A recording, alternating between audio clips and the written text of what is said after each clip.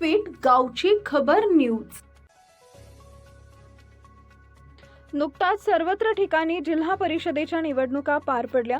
त्याचा निकाल 9 फेब्रुवारीला जाहीर झाल्याने या नवनिर्वाचित जिल्हा परिषद सदस्यांनी महाराष्ट्र राज्याचे उपमुख्यमंत्री सुनेत्रा अजित पवार यांची भेट घेऊन आशीर्वाद घेतले। यावेळी सर्व नवनिर्वाचित सदस्यांना पवार यांनी शुभेच्छा दिल्या।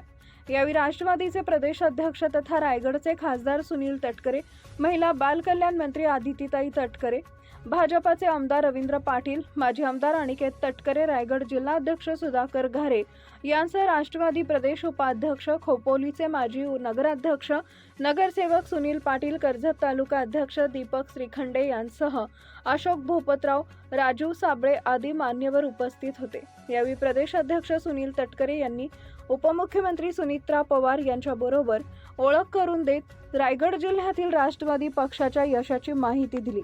यावेळी खालापूर तालुक्यातील सावरोली जिल्हा परिषद मतदारसंघातून निवडून आलेले राष्ट्रवादीचे तालुका अध्यक्ष संतोष गणेश बैलमारे व कर्जत तालुक्यातील 6च्या 6 जागांवर विजय संपादन केलेले नवनिर्वाचित जिल्हा परिषद सदस्य नारायण डामसे, उषा अंकुश ठोंबरे, सुवर्णा प्रदीप ठाकरे, मारुती काळूराम घारे, वर्षा सुरेश दोरे, सुनीता रोहिदास मोरे यांची ओळख करून दिल्यानं सर्व नवनिर्वाचित सदस्यांना उपमुख्यमंत्री सुनेत्रा पवार यांनी शुभेच्छा दिल्या।